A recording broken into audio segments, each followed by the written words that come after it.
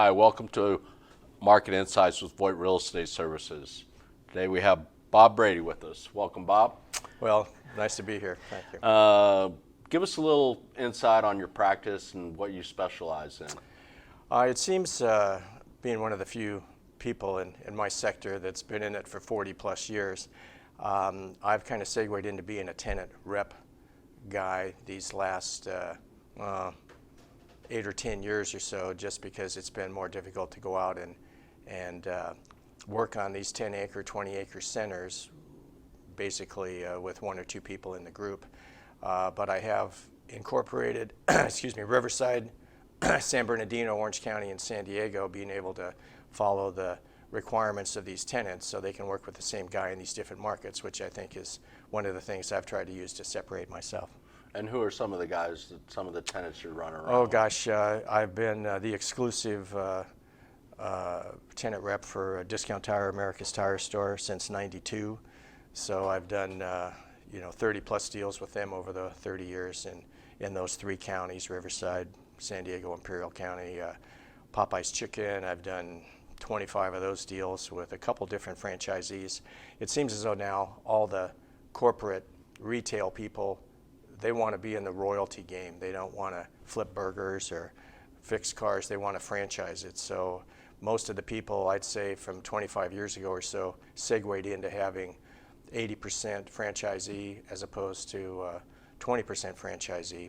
So they can get the royalties as long as they can maintain the integrity of their concept, so people go according to the plan as opposed to heading off on their own and having in country gravy or something like that when it's not on the menu. And we were talking a little bit earlier about drive-through versus sit-down. Give us your insights on that and what you're seeing there. Well, again, just seeing how resilient the retail sector is, as we'd mentioned, having seen recessions in our time, the 1980, 90, 2000, 2008, and just how we respond to what the marketplace is looking at.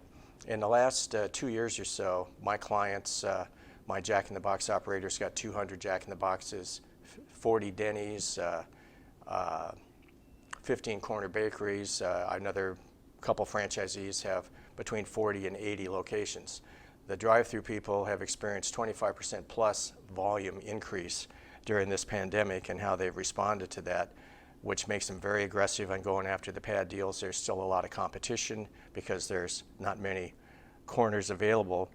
But the sit-down restaurant guys, while the drive-thrus have been soaring, they've been drowning.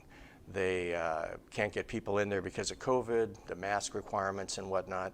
Employees, even though we're at just about full employment, every restaurant you go to is lacking on the number of people they can have for wait staff. And as they've responded, now I think a number of these restaurants, I'm working with IHOP, Carl Strauss, Denny's, they're looking to get rid of the wait staff. Basically, you go to the counter, order when your meal's ready, like Corner Bakery or Panera Bread, and then they buzz you, you go get it, and they don't have 5 people waiting on the floor. So they've responded, but it's been very difficult to survive with the landlord still needing the rent, the banks still needing the mortgage payments, and they've suffered tremendously. But the pad deals, where we used to have banks and savings and loans and car washes and gas stations go on the pads, they've fallen off, but the fast food people are still going very aggressively and paying market raising prices that we've never seen before.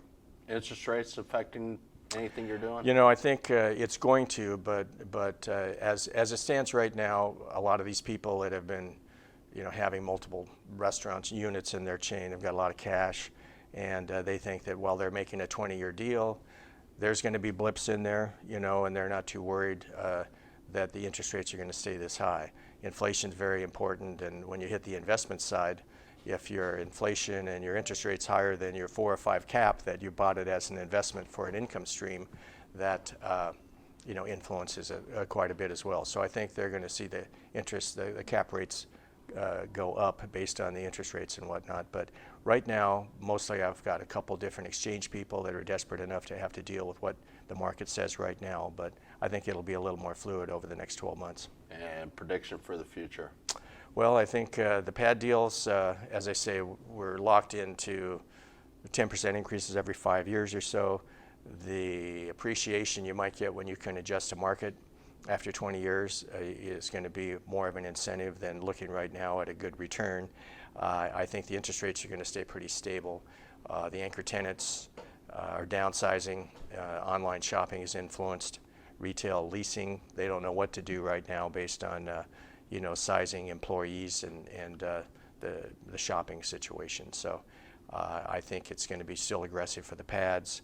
It's going to be flat line for the retail leasing, and we'll see where the politics come into play with how we handle an impending recession and whatnot. Thanks, Bob. Hey, my pleasure, anytime.